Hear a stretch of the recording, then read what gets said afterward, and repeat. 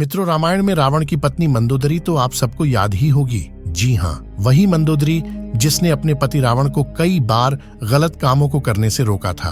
बताया जाता है कि रावण की पत्नी मंदोदरी एक ज्ञानी स्त्री थी। वह इस युद्ध का परिणाम जानती थी, इसलिए वह हमेशा से ही इस युद्ध के खिलाफ रहती थी। जब अपने पति रावण के द्वारा माता सीता के हरण के बाद मंदोदरी को पता चली, तो वह उस समय भी रावण को माता सीता को सम्मान पूर्वक भगवान श्री राम को लौट आने की सलाह दे रही थी। लेकिन हट्ठी रावण ने मंदोदरी की बात नहीं सुनी और लंका का विनाश हो गया। राम रावण के बीच युद्ध हुआ, जिसमें रावण मारा गया और मंदोदरी चाहकर भी उसे बचा नहीं पाई। लेकिन क्या आपको यह पता है कि रावण के मरने के बाद मंदोदरी का क्या हुआ? आखिर कौन थी मंदोदरी? क्या सच में रावण के बाद मंदोदरी ने विभीषण से दूसरी शादी कर ली थी? अगर आप भी इन प्रश्नों का जवाब जानना चाहते हैं तो इस वीडियो के अंत तक जरूर बने रहिएगा। लेकिन मित्रों, वीडियो में हम आगे बढ़ें उससे पहले अगर आप इस चैनल पर नए हैं तो चैनल को सब्सक्राइब करके बेल आइकन को प्रेस कर दें, ताकि हमारी आने वाली हर वीडियोस की नोटिफिकेशन आपको मिलती रहे। तो चलिए शुरू करते हैं। कौन थी मंदोदरी? हिंदू पुराणों में उल्लेखित एक कथा के मुताबिक मधुरा नाम की एक अप्सरा हुआ करती थी, जो भगवान शिव से काफी ज्यादा प्रभावित थी। इसलिए एक बार वह उनसे मिलने कैलाश पर्वत पर पहुंच गई। उस वक्त कैलाश पर्वत पर भगवान शिव अकेले थे। माता पार्वती कहीं गई हुई थी। कथा के मुताबिक भगवान शिव को कैलाश पर्वत पर अकेला पाकर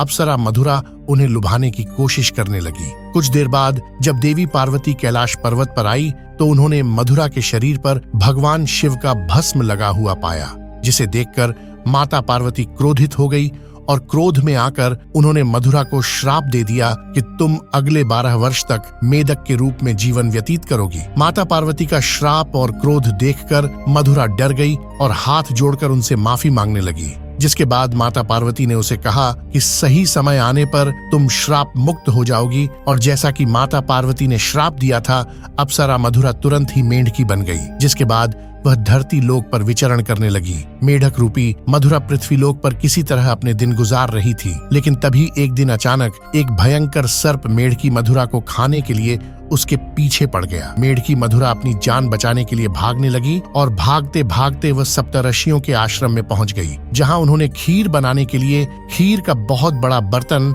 लकड़ी के चूल्हे पर छड़िया हुआ था। जब सांप ने मेढकी मधुरा को दौड़ाया तो वह उछलकर उसी खीर के बर्तन पर बैठ गई। जब सांप उसके पीछे आया तो वह उससे बचने के लिए बर्तन के एक छोर से दूसरे छोर पर उछल गई। सांप भी उसके पीछे मेढकी को पकड़ने के लिए उस बर्तन पर चढ़ गया और दूसरे छोर पर जाने की कोशिश करने लगा। लेकिन दुर्भाग्य से वह फिसलकर खीर के बर्तन में गिर गया और खीर गर्म होने के कारण गिरते ही वह मर गया। किंतु मेढकी बनी उस मधुरा को यह चिंता सताने लगी कि जब ऋषिगण यहाँ आएंगे और बेर या खीर खाएंगे तो जहरीले सांप की वजह से उनकी मृत्यु हो जाएगी, और मधुरा यह हरगिज नहीं चाहती थी उसकी वजह से सप्तऋषियों की जान जाए।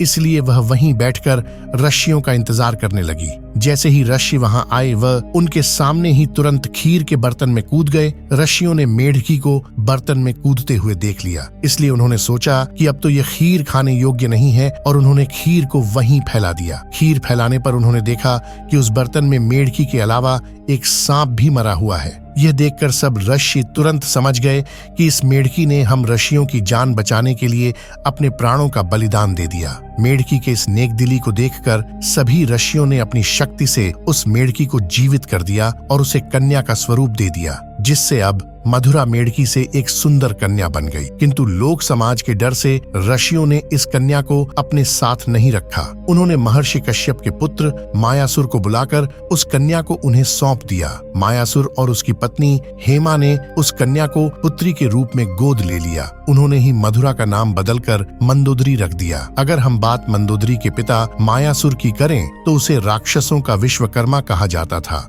उसे ब्रह्मा जी से विशेष वरदान प्राप्त था, जिसके मुताबिक वह कहीं भी सुंदर भवन व नगर का निर्माण कर सकता था। मायासुर ने ब्रह्मा से प्राप्त वरदान के प्रभाव से ही अपनी हेमा के लिए मंडोर जैसे खूबसूरत नगर का निर्माण किया था, जो कि वर्तमान में जोधपुर का मंडोर है। मंदोदरी और रावण का विवाह कैसे हुआ? कथा के अनुसार एक बार रावण मायासुर से मिलने के लिए मंडोर पहुंचा था। उसी समय उसकी नजर मंदोदरी पर पड़ी थी। रावण मंदोदरी को देखते ही उसकी सुंदरता पर मोहित हो गया, इसलिए उसने असुर राज मायासुर के सामने मंदोदरी के साथ विवाह का प्रस्ताव रख दिया। कहा जाता है कि जब विवाह के लिए रावण और मंदोदरी की कुंडली का मिलान हुआ तब स्थितियां ठीक नहीं थीं, लेकिन रावण के बर्ताव को देखकर मायासुर ने उसे डर से मना नहीं किया।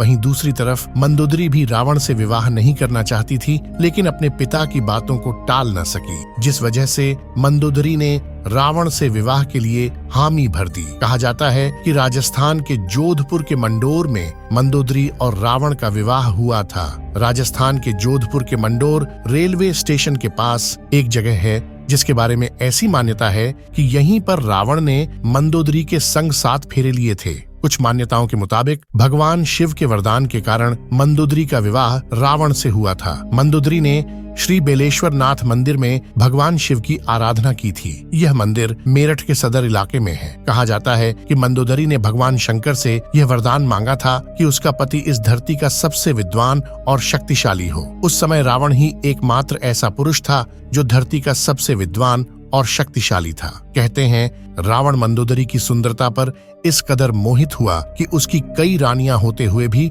उसने मंदोदरी को वचन दिया कि केवल मंदोदरी ही उनकी प्रमुख रानी और लंका की महारानी होगी। कथाओं में मंदोदरी को एक पतिव्रता नारी के रूप में वर्णित किया गया है। वह मंदोदरी ही थी जिसने अपने पति रावण के मनोरंजन के लिए शतरंज के खेल का प्रारंभ किया था। रावण से विवाह के बाद मंदोदरी को रावण से मेघनाथ और अक्षय कुमार नामक 2 पुत्र भी हुए थे। जनश्रुतियों के मुताबिक श्री राम द्वारा रावण के वध के पीछे मंदोदरी का भी हाथ था। कहा जाता है कि रावण की मृत्यु एक दिव्य बाण से हो सकती थी और उस दिव्य बाण के बारे में रावण ने सिर्फ मंदोदरी को ही बताया था, लेकिन हनुमान जी ने बहुत ही चालाकी से अपनी बातों में फंसाकर मंदोदरी से इस बाण के बारे में जानकारी हासिल करके उसे चुरा लिया और इस बाण की मदद से प्रभु श्री राम ने रावण का वध कर दिया था। कहते हैं कि मंदोदरी अपने पति द्वारा किए गए बुरे कार्यों से अच्छी तरह परिचित थी।